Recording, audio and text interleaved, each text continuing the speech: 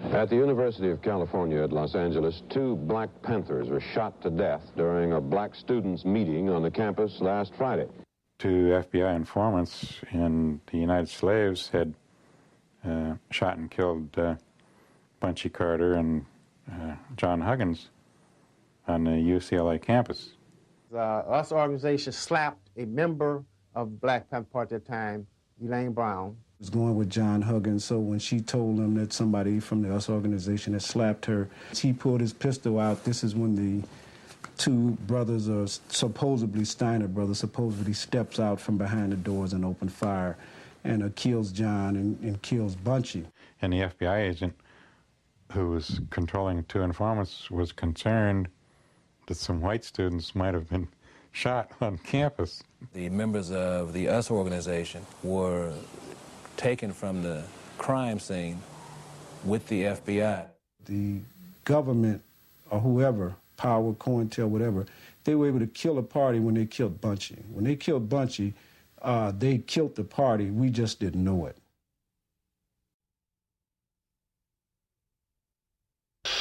Elridge Cleaver, the Black Panther leader who fled to Cuba to avoid being returned to jail, arrived in Algeria today to attend a Pan-African cultural festival in Algiers.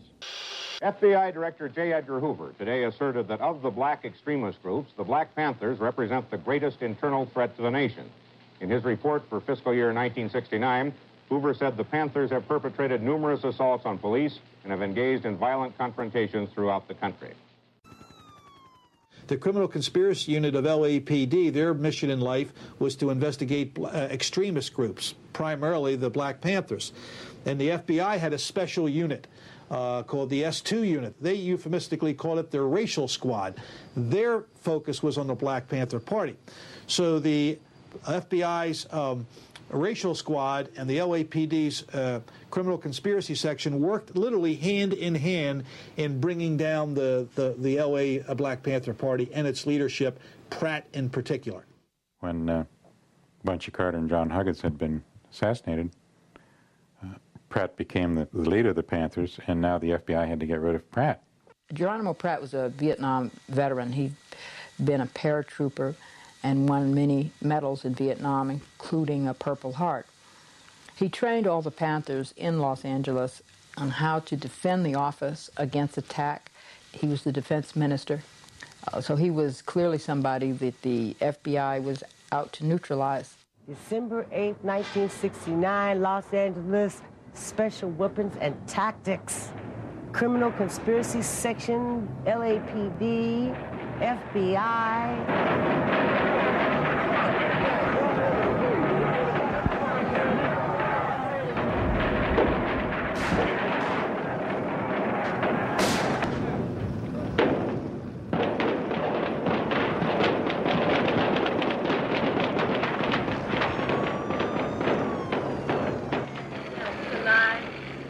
The Black Panthers, as we all know, were destroyed as an organization through these illegal FBI operations.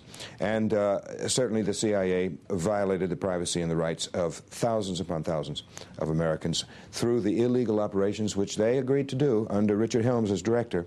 Any and everything was done to members of the Black Panther Party to destroy not only the Black Panther Party and other organizations, but to demoralize people, to discredit us in the eyes of the people, to criminalize our existence in the consciousness and minds of the people.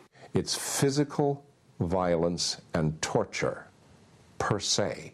There's nothing modern about it, and there is nothing sophisticated or scientific about it. It is the base against which psychological warfare has its meaning.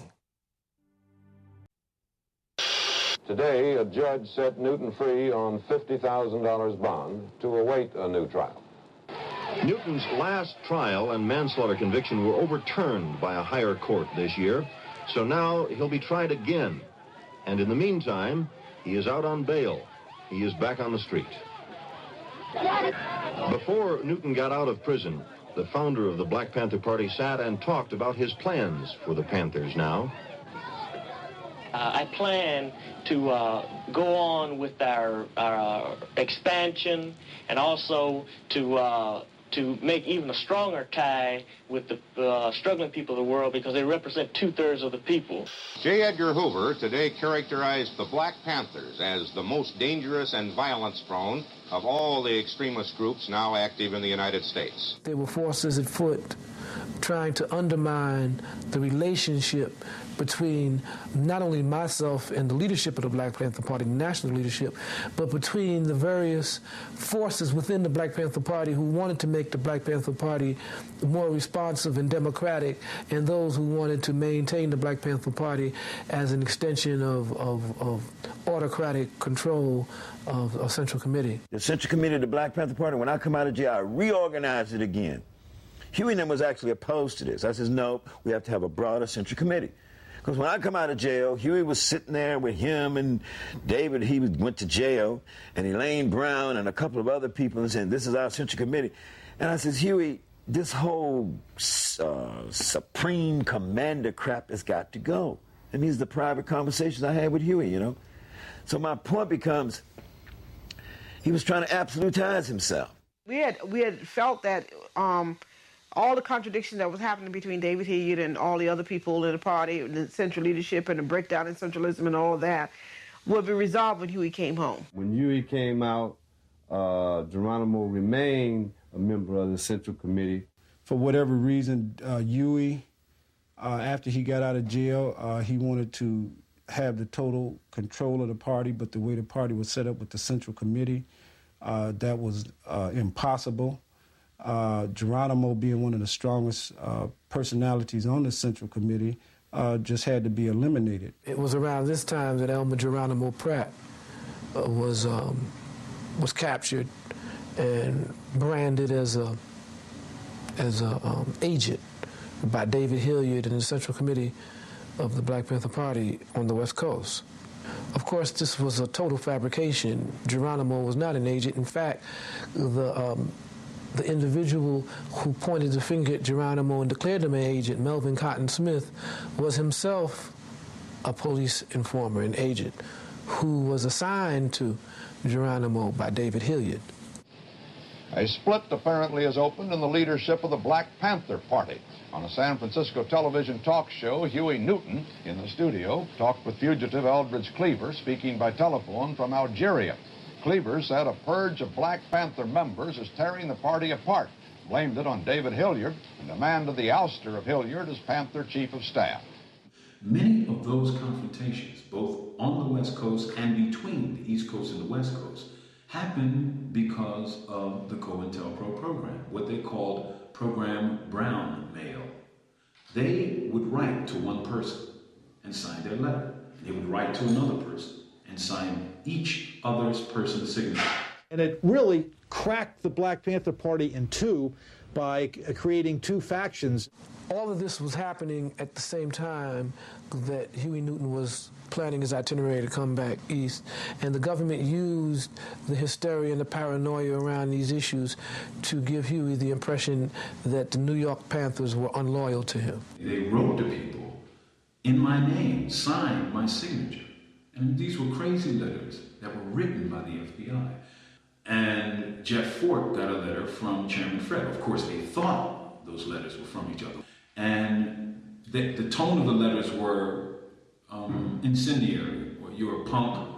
If I see you, I'm going to shoot you. You're a coward. If you had guts, you would come down here. I mean, it was literally an attempt by this government to incite violence. COINTELPRO was the whole cause of the split between the different factions in the party that caused the death of Sam Napier.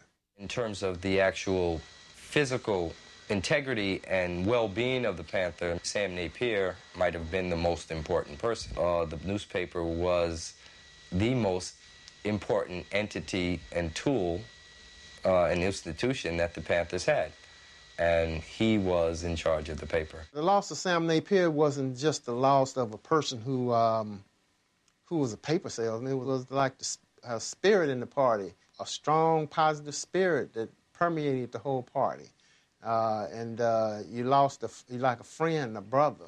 Robert Webb was the ranking Panther in the entire East Coast. He had the rank of Field Marshal, which was a Central Committee position. It was an underground secret rank.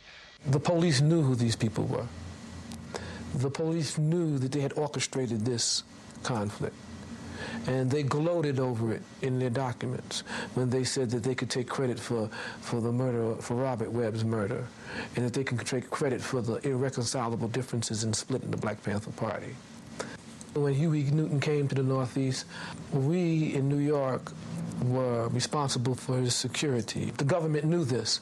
Through their agents and through the mail, they sent threats, death threats to Huey Newton, purportedly coming from us on the East Coast, saying that, you know, we were faithful to Eldridge Cleaver and that when Huey came back east, we were going to kill him.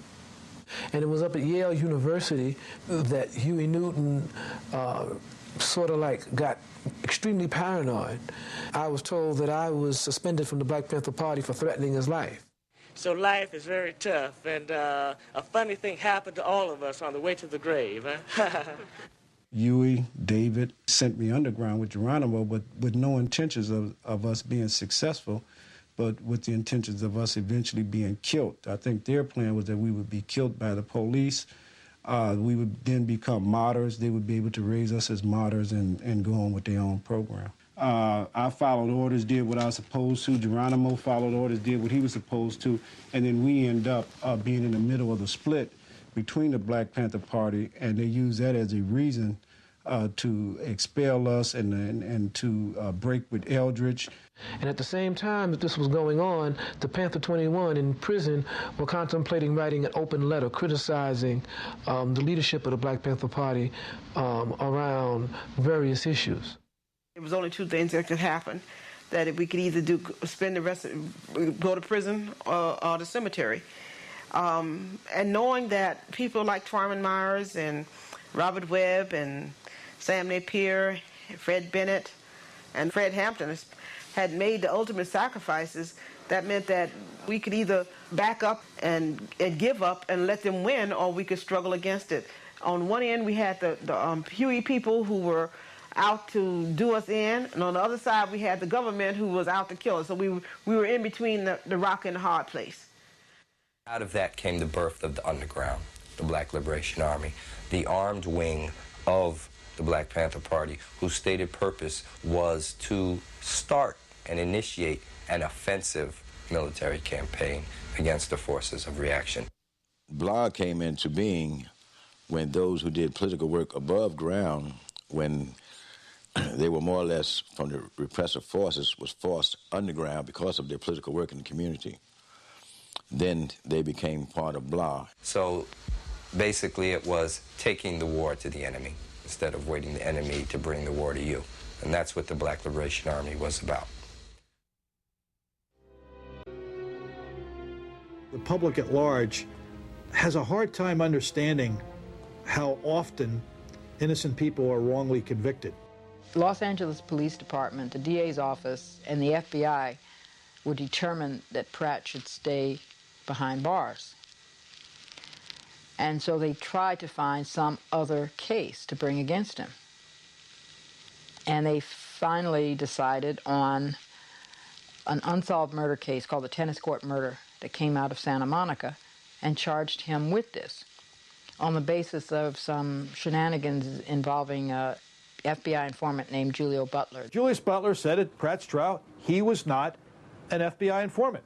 We have a ton of material that clearly indicate that Butler was an FBI informant. As an example, here we have an FBI, Federal Bureau of Investigation, August 19th, 1969, and all the information he was giving the FBI during that interview. Of course, the FBI is going to place itself in a position of being able to deny whatever happens, just the way they're denying that Julius Butler was an informant. Butler said that he has written a letter containing information relating to an involvement of BP members in an affair that could put them in a gas chamber. I mean, they had an informant file, and Butler was contacted about 3 dozen times, but they said, well, he's not an informant. Butler said that he was expelled from the BPP in August of 1969. At Pratt's trial, he said he was not expelled, that he quit. Now, according to FBI's own records, their own telephone tap, they later realized that Geronimo Pratt was in Oakland at the time of the tennis court murder. The ballistics person came in and testified that the bullet taken from the victim did not match ballistically the barrel of the gun. Well, the way they got around that was they had Julius Butler, as part of his confession, tell the jury that not only did Pratt confess the crime to me, that he did it, but he also told me that he threw the barrel of the gun away. So that took care of that. The counterintelligence program had successfully divided the Black Panther Party into two opposing groups, and the Newton group had barred any members of its group from having anything to do, speaking on the phone, talking to, and definitely not testifying in trial of the other group. Geronimo Pratt had been expelled. He was in the other group. And so almost all the people who had attended these staff meetings in which he was present, in which I was present, were unable, upon pain of being expelled from the Panther Party, to testify. This murder, in Geronimo's case, clearly was not Geronimo. Then those government agents need to be brought to justice. And that's the responsibility of people in this country at this point in time.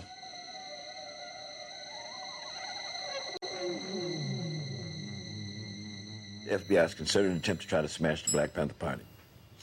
They stopped actually attacking us. Didn't mean they didn't have no covert crap going on. Infiltration of cocaine into the Black Panther Party, its leadership, Huey P. Newton being the main target. And every once in a while I says, why are you snorting this cocaine? This ain't the thing. Now, I don't say this because I'm trying to destroy Huey's character. What I'm trying to tell people is you have to learn to know the whole truth. I had clear impression that chemical warfare would be utilized against the Black Panther Party. We had taken a position in our rules against anyone shooting heroin and narcotics found would be immediately dismissed from the Black Panther Party because we essentially were anti-drug in our operations. I say, in my analysis and reflection and research, that there were mind control operations run against the Black Panther Party, as well as a lot of other operations, psychological warfare programs. And when I say chemical warfare, I'm talking about chemical substances like alcohol and cocaine. MKUltra was what you might call a research program by the CIA to determine if psychotropic drugs, mind-altering drugs, might be used for intelligence purposes, either for chemical warfare, for the interrogation of intelligence assets, or the neutralization of targets. See, you have to remember, if you read some of the COINTELPRO documents, they had a psychological profile on Huey, on me, on Eldridge. They knew they could use Huey, and they knew that they could trick Eldridge into a certain level of thinking. So, they developed this over a period of time. Now, here we got a situation where you got some party members that talk to me that they believe Huey got duped in to, on a small scale level, methodologically destroying the party. And the party basically went from a people's organization to Huey's private army. That's basically what happened. It was agreed that I would run for mayor of Oakland, and then Huey insisted that Elaine Brown had to run for city councilwoman at large. We lose the goddamn campaign. And then I found out late May 1974, that Huey was trying to take over the drug trade in Oakland, California. So I said, Huey, the party is over. But if I could get a virtuous woman,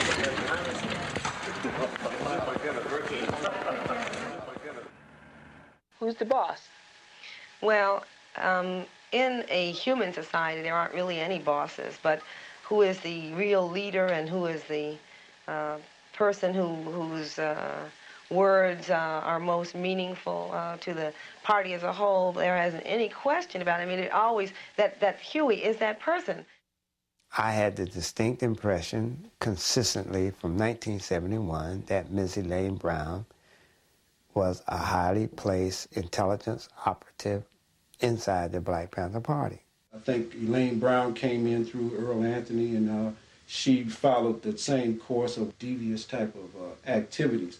So I'm saying all this to say that they got involved with people and caused a lot of problems, but we was aware of it. We just wasn't aware of the extent that the LAPD, the federal government with its COINTEL, the CIA, FBI, we wasn't aware to the extent that these people were involved. She acknowledges in her own words in her book, Taste of Power, that in fact she had been educated, groomed, taught at the hands of a longtime Central Intelligence Agency operative, J. Richard Kennedy, who anyone can find out about in David Garrow's book, The FBI and Dr. Martin Luther King. So many party members literally have told me they believe this, that this woman was connected some kind of way and got step by step, piece by piece, got Huey hooked over into some notion that he could get more money behind the scene if he step by step methodologically demised the Black Panther Party. We've always wanted to represent the will of the people. They're not interested in socialism at this time because they believe that they can get their just desserts in this capitalist system. When the people democratically want to change in system to a socialist system, then the party will be the first to have solidarity. John Stockwell, former station chief of the CIA in Angola, he said, well, I want to say this to you very clear. The Huey P. Newton that people see today is a direct result of operations run by the Central Intelligence Agency to ensure that he would turn out the way that he is. Some people have a distorted view of me, and it gives me very much trouble. It adds to the sort of timid personality that I already have. It makes me uncomfortable. Because I know that I can't give them all of those things that their idol is supposed to. And I don't want to appear to them a fake, but I would just like to tell them that, you know, I'm just another regular human being.